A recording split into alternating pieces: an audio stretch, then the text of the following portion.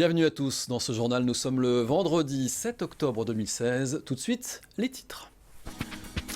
27% des foyers et entreprises du Val d'Oise sont déjà raccordés à la fibre optique. D'ici à 2020, c'est l'ensemble du département qui aura accès au très haut débit. C'est l'engagement pris jeudi soir par l'État, la région, le département et les opérateurs Orange et SFR.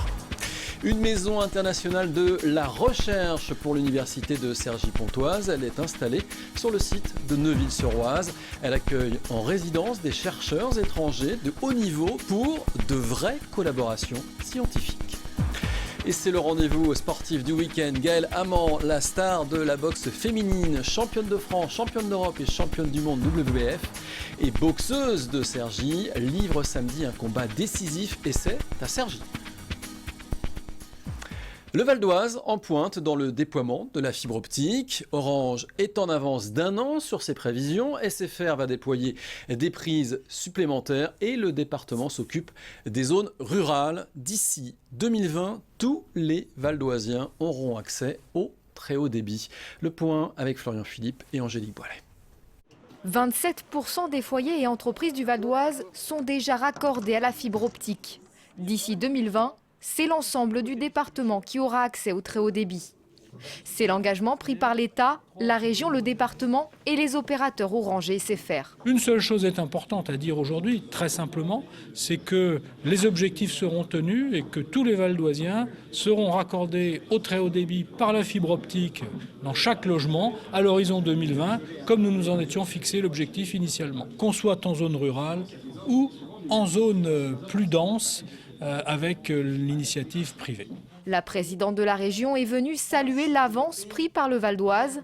Un coup d'accélérateur important pour Valérie Pécresse qui veut faire de l'Île-de-France la première smart région d'Europe. 2 opérateurs sur un même département, c'est assez unique et je pense que cette concurrence permet une saine émulation qui fait que le département va être le premier département de Grande Couronne entièrement fibré et j'espère évidemment que cela fera des émules. Les autres départements s'y sont mis aussi et la région augmentera de 50% ses investissements dans le très haut débit l'année prochaine pour justement venir au soutien de ces départements. Le grand public va profiter du déploiement du très haut débit, tout comme les entreprises et aussi les établissements scolaires du Val d'Oise. Le département mise sur la fibre optique pour développer de nouvelles pratiques pédagogiques, comme la visioconférence, les espaces collaboratifs ou l'accompagnement distant. La réalisation de ce projet est prévue de manière progressive d'ici 2018. Et l'opérateur Orange a annoncé à l'occasion de cette signature qu'il était en avance d'1 an sur ses prévisions de déploiement de la fibre optique. Je vous propose d'écouter le directeur d'Orange Île-de-France, c'est Marc Blanchet. Nous étions engagés à déployer dans 36 communes. On est en cours de travaux dans 31 et on a plus de 132 000 logements qui sont raccordables dès aujourd'hui. Donc c'est effectivement 1 an d'avance par rapport au plan qu'on s'était fixé. Donc on est très confiant pour continuer ce déploiement et finir de couvrir l'ensemble de ces communes, des 39 communes sur lesquelles on travaille aujourd'hui, dans les délais ou même, j'espère bien, en avance par rapport à nos engagements initiaux. Et dans l'actualité, cette maison internationale de la recherche pour l'université de Cergy-Pontoise. Elle est installée sur le site de Neuville-sur-Oise et elle accueille en résidence des chercheurs étrangers de haut niveau pour de vraies collaborations scientifiques, comme nous l'expose Florian Philippe, qui a assisté à son inauguration. C'est le nouveau bijou de l'université de Cergy-Pontoise. Voici la MIR, la Maison internationale de la recherche. Elle a atterri sur le site de Neuville-sur-Oise, à côté de l'IUT. Plus de 5000 m² dédiés principalement aux échanges entre scientifiques. Une nouvelle étape importante dans l'histoire de l'UCP. Cette maison internationale de la recherche, c'est tout un symbole. C'est l'intensité de la recherche à Cergy, c'est l'ouverture à l'international.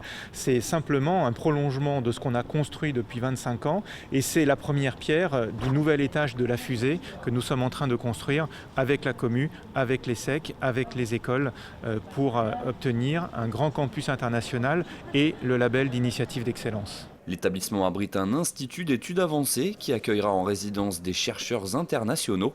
Une quinzaine de logements a été construit pour les héberger.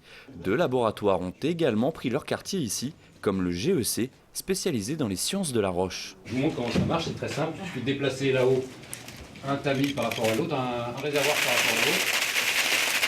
Voilà. vous voyez les jets de sable au-dessus, puis en dessous, ces jets de sable sont diffusés. Ici, vous ne voyez plus les jets de sable et vous avez une pluie de sable en dessous qui, en plus, produit un tas de sable à la densité maximale. L'établissement a été inauguré par Thierry Mandon, secrétaire d'État à l'enseignement supérieur, et Valérie Pécresse, présidente de la région Île-de-France. Pour le ministre, c'est la preuve du dynamisme important de l'université de Cergy-Pontoise. Moi, je ne crois pas que l'université de Cergy-Pontoise puisse être mise de côté. Je pense qu'elle est en avance, au contraire. Elle est en avance parce qu'elle donne à l'université, à la recherche, la place moteur du développement du territoire, ce qui est assez original en France, surtout parce qu'elle est très innovante.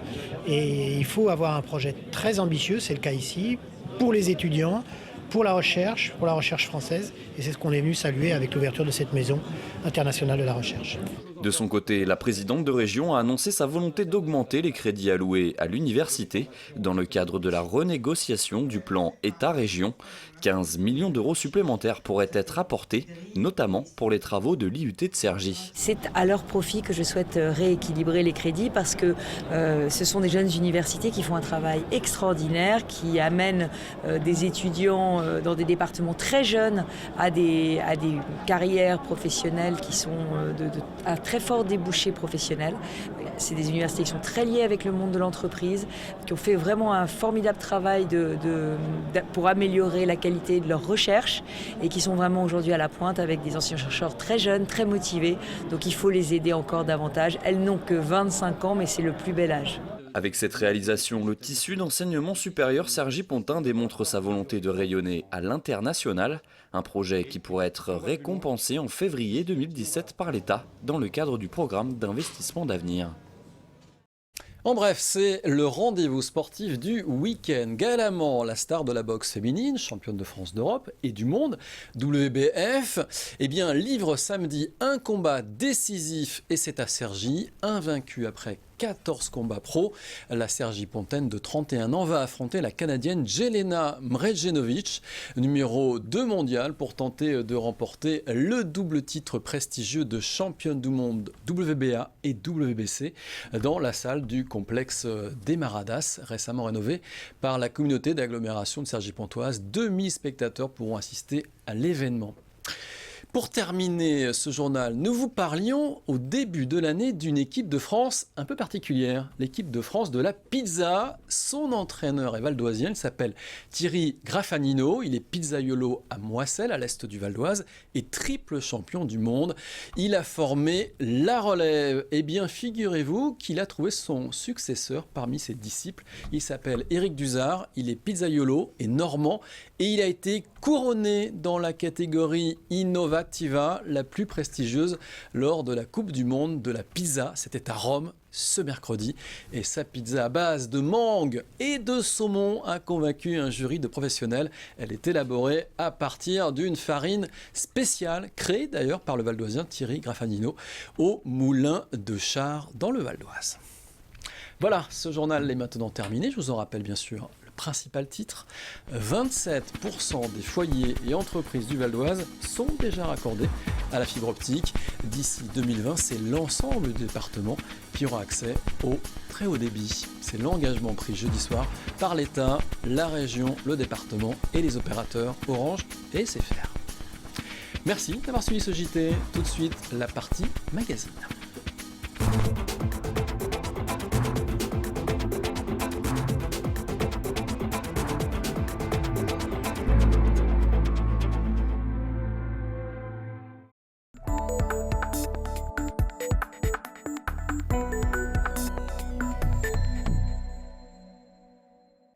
Il arbore 3 étoiles sur son maillot.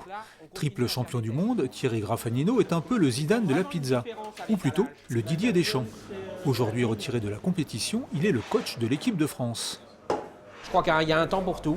Il y a un temps pour la compétition. Maintenant, si je gagne 4 fois, ça va m'apporter quoi de plus ? Donc je me concentre pour aider les autres et ce qui me ferait plaisir justement, c'est de former des nouveaux champions du monde. Ça voudrait dire finalement que ma formation elle est efficace. Avec une dizaine de professionnels passionnés, ces pizzaiolos enchaînent les tests. Le coach distille ses conseils et rappelle les fondamentaux. Une bonne pizza, d'abord, au niveau du visuel, on doit avoir envie de la manger, bien sûr, hein, comme tous les plats. Tu mets ça dans une vitrine, c'est superbe. Le client qui passe devant ta vitrine, il rentre dedans, il dit « Waouh !» Tu vois ? Non, c'est pas la peine de rajouter comme c'est bien là. C'est super. Après, nous avons l'harmonie entre les ingrédients. En fait, le pizzaiolo, c'est un peu un chef d'orchestre et les ingrédients, c'est les musiciens. S'il y en a un qui joue trop fort, eh ben, forcément, on sent que lui, donc c'est pas bon. Et s'il joue trop faible, ça sert à rien de le mettre. Donc c'est un équilibre dans tout ça. Pour la pizza salée ou sucrée, il est un critère ô combien crucial, la pâte. Et pour qu'elle soit parfaite, le maestro possède un ingrédient secret, la farine. Thierry Graffagnino en a conçu 2 sortes, en étroite collaboration avec les moulins de Char. Elles proviennent de blé local, produit dans un rayon de 100 à 200 km. Alors là, les gars, on a essayé, c'est Gaël qui a fait l'empattement hier, on a essayé sur la Classica. La Classica est destinée en fait aux pizzas rondes pour les pizzaiolos. Et la Roma en fait est destinée pour faire une pizza plaque, un peu pour le street food, où on peut manger tout en marchant dans la rue. Donc la Roma, on a des croûtes, on a une épaisseur de pizza beaucoup plus importante avec un croustillant à l'extérieur et un moelleux et un fondant à l'intérieur. C'est avec ces farines issues de blé local que Thierry Graffagnino a conquis ses titres. Ça finit premier au championnat du monde.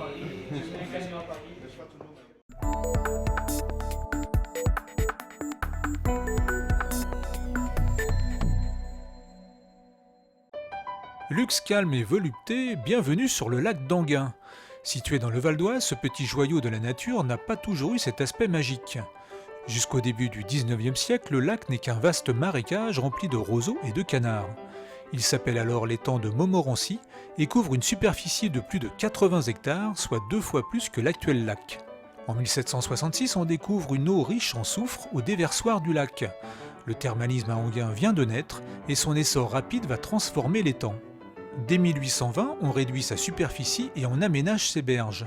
Les joncs et les nénuphars disparaissent pour laisser la place à de somptueuses résidences occupées par la riche bourgeoisie parisienne et les célébrités de l'époque. 30 ans plus tard, l'étang de Montmorency devient le lac d'Enghien, du nom de la ville qui vient de naître officiellement. C'est un décret du 7 août 1850 qui a créé la commune d'Enghien en prenant des morceaux du territoire de Soisy, de Saint-Gratien, d'Épinay et de Deuil-la-Barre. Et tout ça, ça fait la commune d'Enghien-les-Bains qui est née le 7 août 1850. Avec l'arrivée du train en 1846, la station thermale accélère son développement touristique. L'ancien étang devient un élément de promotion de la ville aussi important que les thermes ou le casino. La jetée se transforme en esplanade et la surface du lac se remplit d'embarcations diverses. On y fait du pédalo, de la barque, de l'aviron et de la voile. C'est ici que va naître la plus ancienne association sportive de la ville, la Société nautique d'Enghien. Elle se trouve sur l'île des Cygnes, l'une des 2 îles du lac. Cette association a été créée en 1885 par l'ensemble des riverains, un grand nombre de riverains du lac qui, à force de faire des ronds dans l'eau, se sont dit « bon, il faudra peut-être qu'on fasse un peu de compétition entre nous ». Donc ils se sont réunis et ont créé la Société nautique d'Enghien, qui était une association de propriétaires à l'époque et non pas comme c'est maintenant société commerciale. Malgré son apparence paisible, le lac ne sera jamais un lieu de baignade. Rempli de vases sur son fond et pas assez profond avec seulement un peu plus d'1 mètre par endroit, la natation y est interdite. Pour y pallier, on construira dans les années 50 une piscine découverte juste devant le casino. Mais le lac reste avant tout un lieu d'entraînement idéal pour l'aviron et la voile. On y apprend surtout à maîtriser le vent sur un plan d'eau de près d'1 kilomètre de long et 500 mètres de large. Un bateau à voile, ça marche avec le vent. Et quand on est sur un lac comme celui-ci, on a quand même eu quelques champions du monde. Ça veut dire qu'on apprend vraiment le vent à Enghien. Le vent, c'est un vent tournant, un vent intérieur qui est un vent souvent épouvantable. C'est sûr qu'on n'apprend pas les vagues, mais au moins, quand on part en mer, on sait d'où vient le vent et on sait comment il fonctionne. Aujourd'hui encore, le lac reste la vitrine d'Enghien-les-Bains. Concerts, feux d'artifice, manifestations nautiques et sportives, il est au centre des activités de la ville. Un drôle de destin pour un marécage devenu un havre de paix et de dépaysement à seulement 12 km de la capitale.